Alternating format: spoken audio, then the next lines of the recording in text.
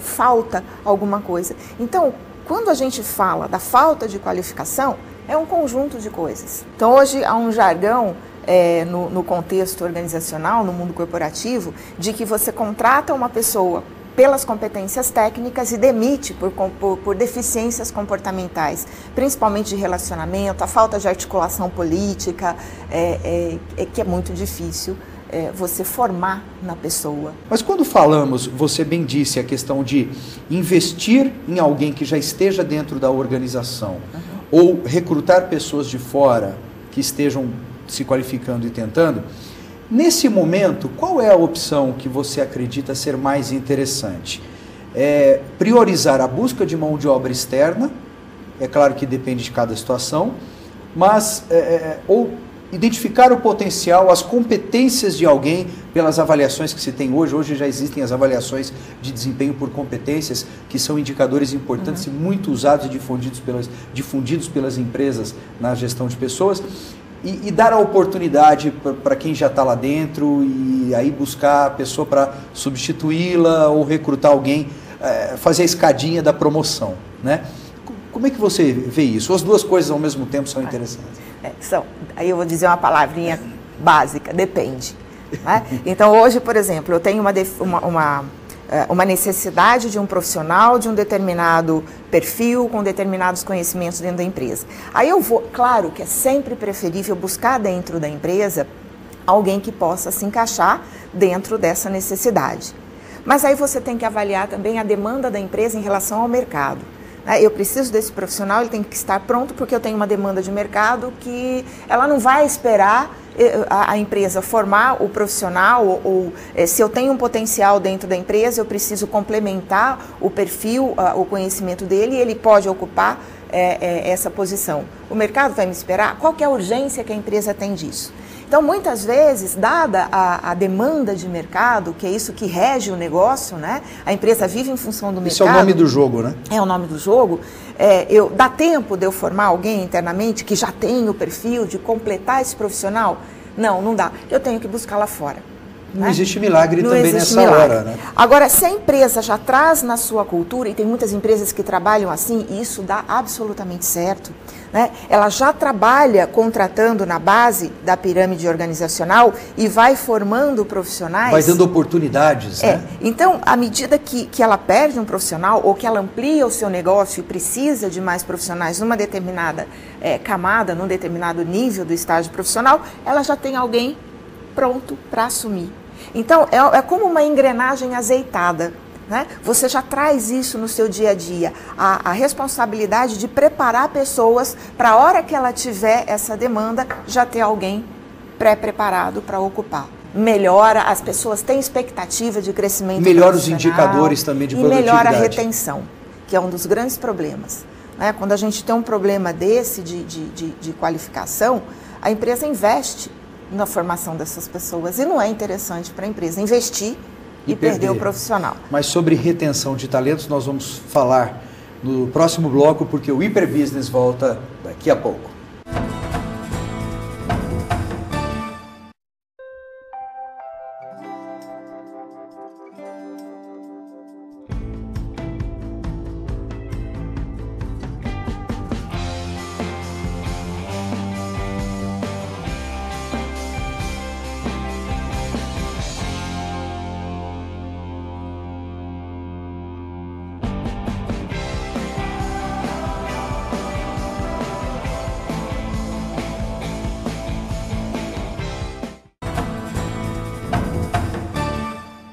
Estamos de volta para o último bloco do Hiperbusiness e também a última parte da nossa entrevista com Denise Lustre. Ela que é diretora da Coros, uma empresa especializada em gestão estratégica de pessoas e também professora da Fundação Getúlio Vargas. O assunto, o risco do apagão de mão de obra, retenção de talentos e a qualificação profissional. Terminamos o último bloco, Denise, falando sobre retenção de talentos. Esse é um outro gargalo do mundo corporativo, não? Perfeitamente, André. E está totalmente conectado com essa questão ou com esse problema da falta de qualificação.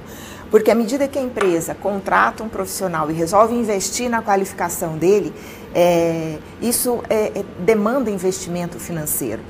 E ao investir na qualificação profissional, o risco de perder o profissional para o mercado e esse investimento, o retorno desse investimento acontecer em outra empresa, em outro lugar que não nos seus domínios, é muito grande. E quanto menor a oferta de profissional qualificado, maior a procura, e isso causa um descompasso nas empresas. Então aí ela se vê dentro de um dilema. Eu preciso investir porque eu não tenho mão de obra qualificada no mercado. Mas corro o risco de investir e perder. E perder o profissional. Então esse fato acaba refreando muitas empresas no investimento em desenvolvimento profissional. E aí tem um ponto também, Denise, que complementa essa triangulação, que é também o fato de, às vezes, o profissional ele pode estar numa empresa, recebendo investimento da empresa que está o reconhecendo,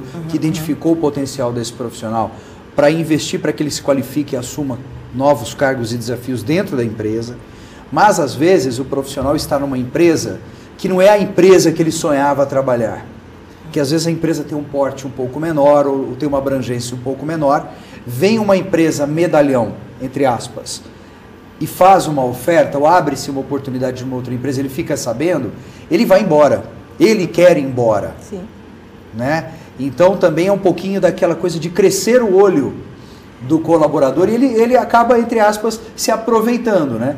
Ele se aproveita, ele vai, adquire experiência, se qualifica, conquista titulações, fica em ponto de bala, digamos assim, só que na hora do vamos ver, na primeira oportunidade que tem para uma empresa mais conhecida, que possa turbinar ainda mais o currículo, ele deixa a empresa que investiu nele e vai embora. Esse é um detalhe que também é real, é verdadeiro e tem que ser dito aqui nesse momento. Não tem dúvida, mas são detalhes que devem ser explorados no processo de seleção. Então tem psicólogos, tem profissionais especializados em entrevistas. Não é fácil detectar isso, Denise. Não é fácil. Porque às vezes a pessoa fica quietinha. Mas é outra área que demanda muita qualificação. Porque se ela abrir isso, ela não vai ser contratada. Mas por isso que você tem profissionais especializados para tirar. Então, tem indícios, tem técnicas que você usa, testes que você usa, que evidenciam o direcionamento do profissional. E aí é um erro de contratação. Né? E a gente não está isento de erro de contratação. E para reter talentos também tentar tornar a empresa mais atrativa. Né? Também tem que fazer a parte de querer, de criar uma circunstância para que o colaborador fale, não, eu também não quero ir. E aí é engraçado, porque eu estou muito bem aqui. Porque esse contexto ele gera um outro problema para as empresas, que é a inflação salarial. Então, à medida que o profissional fica muito disputado... Outra consequência. Para você tirar o profissional de uma empresa tem que oferecer mais. Então, o que acontece? É inviável para as empresas entrarem num jogo como esse. Né? Não dá certo. Vai quebrar em algum lugar. Então, hoje a gente vê fenômenos do tipo... profissionais abrindo mão de remuneração por maior qualidade de vida, para morar no interior. Então, a empresa ela tem que se preocupar em trazer um mix de valores para o profissional que trabalha nela. E nesse mix de valores tangíveis e intangíveis. Então, ela tem que garantir um bom salário, base, ela tem que ter um bom ambiente de trabalho, ela tem que promover uma boa relação entre lideranças e liderados, estrutura de trabalho, reconhecimento e valorização, reconhecimento, desafio, oportunidade de crescimento. Que dar um exatamente. Bônus. Então, é um mix que hoje a gente chama de total rewards, que e as pessoas, tem alguns estudiosos que pesquisam quais os valores que uma empresa pode entregar para os seus parceiros, né? Para essa relação de parceria entre o prestador de serviço, o colaborador, dentro do seu contexto de negócio. Denise, de antemão eu gostaria já de convidá-la para retornar ao programa, porque esse assunto vai longe, é grande. Mas nós temos 1 minuto aí para o fim do programa. Teremos em Ribeirão Preto o GEP Brasil, que é um evento organizado e realizado pela Corus, E neste ano o tema do GEP Brasil, que é um dos maiores eventos do interior do Brasil em termos de gestão estratégica de pessoas, o que vamos ter no GEP Brasil? O tema do evento é justamente isso que a gente está conversando, né? Esse dilema das Extremamente empresas. atual. Como eu contrato, eu formo, eu invisto, aí eu perco o profissional, como é que eu lido com essa situação? Eu refreio meus investimentos em treinamento, eu corro risco. Com cases concretos de empresas grandes. Então, e esse ano as empresas convidadas vão debater, vão contar suas práticas, como é que elas enfrentam essa situação, o que elas criam e desenvolvem em termos de ações estratégicas de gestão de pessoas, ligada à gestão do negócio para enfrentar esse contexto. Então, nós vamos ter empresas como a PricewaterhouseCoopers, que é uma das Big Four, né, em auditoria e consultoria no mundo. Nós vamos ter a Merial, que é na área de saúde animal, né, uma empresa da área de agronegócios. Ligada à Sanofi Aventis, né? Isso, exatamente, é uma empresa da Sanofi. É o braço... Isso, é uma subsidiária, é parte do grupo Sanofi Aventis. E temos também a Natura, que é um ícone de gestão de pessoas. Um grande case no Brasil. Um grande case no Brasil. Entre 150 melhores. E vamos ter um painel especial também falando desse problema no setor sucroalcooleiro. É um painel de debates em que vão participar gestores da Zilor, uma empresa da região de Bauru, a Zilor que vem da Zilo Lorenzetti, a Cosan e a usina Batatais. E a gente recebe para esse evento, André, gerentes e diretores, são pessoas de alto escalão. E pessoas interessadas nesse assunto. Interessadas no assunto. Recursos humanos, gestão de pessoas. E gestão de empresas. Isso. Como as pessoas podem entrar em contato, obter informações quanto às inscrições? www.gepbrasil.com.br. GEP Brasil, tudo junto. GEP, de Gestão, Estratégias e Pessoas. Ou no site da Coros. Ou pelo telefone 16 3623 3051. Legal. Denise, obrigado pela presença aqui no Hiper Business. Enriquecedora, um assunto importante. Já convido para que você retorne e vamos voltar a muitos outros assuntos relacionados à gestão estratégica de pessoas. Foi um prazer. Muito obrigado. Prazer é meu. E você, espero que tenha gostado. Até o próximo programa. Tchau!